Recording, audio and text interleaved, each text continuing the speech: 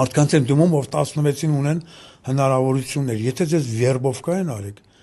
հիշեք, կարակ ծախեք։ Ես այս 30 արծաթը իրանք տվել են Սարիկին։ Սարիկ ջան, կներեք, որ օրինակ է, որ ուրիշ օրինակ չունեմ։ Ժողովուրդ, խնդրում եմ, հանկարծ այդ բանը չանեք։ Լուրջ եմ ասում,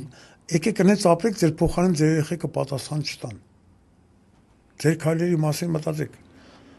Դուք այսօր կուշտ եք, լավ եք, երեխեքը երջանիկ են, բայց հետո մի օր չեք կրնելու, երեխեքը ձեր փոխարեն պատասխան են տալու, ու դրանից հետո արդեն երբ եմ քրֆելու,